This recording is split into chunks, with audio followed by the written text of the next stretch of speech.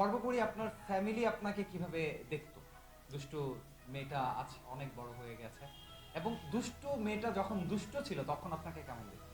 না আসলে আমি ছোটবেলায় সেভাবে দুষ্টু ছিলাম না, আমাকে শান্ত প্রকৃতির হিসেবেই দেখতো। এখনো ওরকমই আছি যে না, চুপচাপ শান্ত প্রকৃতির, বাধ্য।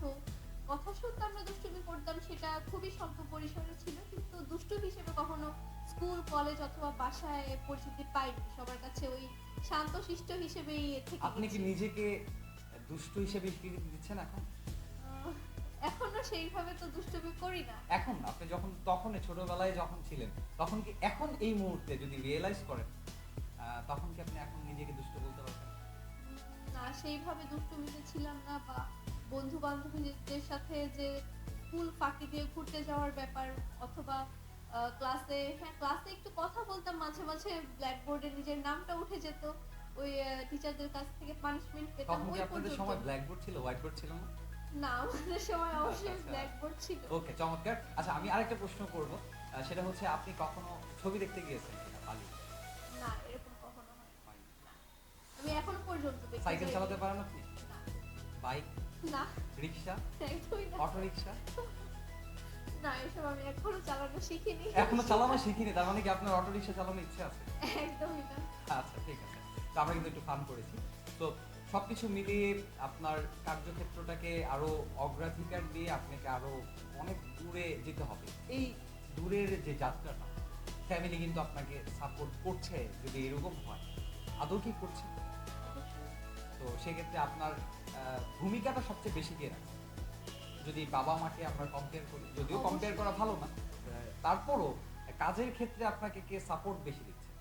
কাজের ক্ষেত্রে দুইজনই আমাকে বেশ সাপোর্ট Support। দিচ্ছে। আমি আসলে সেভাবে কম্পেয়ার করতে পারছি না, কারণ দুজনই আমাকে সমানভাবে সাপোর্ট দিচ্ছে এই সেক্টরে।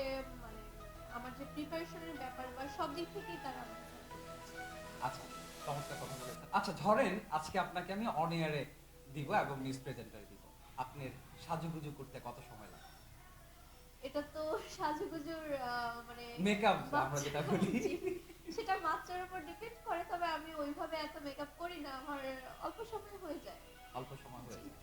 তার মানে ধরেন আহ, অল্প সময় যদি হয় তাহলে আহ, নিজেকে আপনি কি মনে হয় যে মেকআপ ছাড়াই সুন্দরী? একটু বলতে পারি। এক্স্যাক্টলি, কারণ সৌন্দর্য মানুষের মনে, এটাই অবশ্যই। বিশ্বাস করি। তো সবকিছু মিলিয়ে দর্শক শ্রোতাদের কাছে কি বলতে চাচ্ছেন? সব কিছু মিলিয়ে দর্শক শ্রোতাদের কাছে বলতে চাচ্ছি। এক্স্যাক্টলি, মানে সবকিছু মিলিয়ে দৈনিক আজকের বাংলা বা আপনার সবকিছু মিলিয়ে দৈনিক আজকের বাংলার সাথে আপনি আছেন বা সামনেও থাকবেন, সবকিছু মিলিয়ে দর্শক শ্রোতাদের কাছে আপনি কি দিতে যাচ্ছেন? সবকিছু মিলিয়ে দর্শক শ্রোতাদের কাছে একটাই কথা বলবো। প্রথমত, ছোটবেলা থেকেই শুরু করি যে স্কুল জীবন, যেসব দর্শক শ্রোতারা স্কুল জীবনটা এখন পার করছে না, মনে হচ্ছে আমি বড় হয়ে গেলে অনেক স্বাধীনতা পাবো, বা ভালো হয় আমি বড় হয়ে গেলে অনেক কিছু করতে পারবো, কিন্তু না, আসলে স্কুল জীবনটা চলে গেলে এটা আর ফেরত পাওয়া যাবে না। স্কুল জীবনটা এনজয় করা উচিত।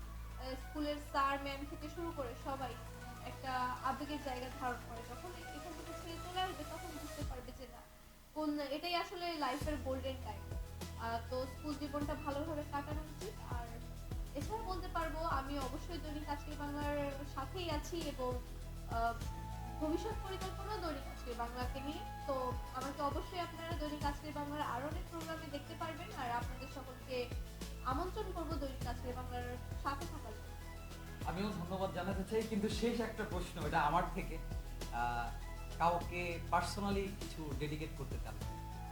পার্সোনালি আমি আমার ফ্যামিলিকে শুধু ডেডিকেট করে বলতে চাই যে আমি আসলে আমার ফ্যামিলিকে যথেষ্ট ভালোবাসি। আর আসলে ফ্যামিলি ছাড়া নিজেকে অন্য জায়গায় মানিয়ে নিতে একটু কষ্ট হয়। তো এটাই বলবো যে মানুষের ফ্যামিলি আর স্কুল জীবন দুটোই কিন্তু খুব ইম্পর্টেন্ট। তো এটাই বলার ছিল যে মা বাবা ছাড়া থাকাটা বেশ কষ্টকর, বা তাদের থেকে একটু সময় দূরে থাকতেও একটু বেশ কষ্ট হয়। তো প্রিয় দর্শক, অনেকক্ষণ কথা হয়েছে, আজকের মতো বিদায় নিতে হচ্ছে। আবার কথা হবে কোনো এক প্রতিক্ষণে কোনো এক অতিথিদের সাথে। আজকের যিনি রয়েছেন তিনি আমাদের অতিথি না, আমাদের সহকর্মী, আমাদের একটা একটা বিশাল একটা অংশের তিনি আছেন, তিনি দায়িত্বরত অবস্থায় আছেন। আজকের এই প্রোগ্রামটা এভাবেই সাজানো হয়েছিল, আমাদের অনেক ভুল ত্রুটি হয়েছিল এবং শেষ মুহূর্তে বলতে চাই সাউন্ডের একটু সমস্যা হতেই পারে, কারণ আমরা আসলে এইভাবেই তৈরি করেছিলাম। আমাদের যে সেটআপ ম্যান ছিল তারা আজকে ছুটিতে আছে, এই জন্য হয়তোবা কোনো সমস্যা হতে পারে। তা আমি ক্ষমা চেয়ে নিচ্ছি আপনাদের কাছ থেকে। আপনারা আছেন বলেই দৈনিক আজকের বাংলা বিশাল বড় বড় প্রোগ্রাম করতে সাহস পাচ্ছে। সবার শুভকামনা রইল সবার প্রতি। আসসালামু আলাইকুম। দৈনিক আজকের বাংলা .net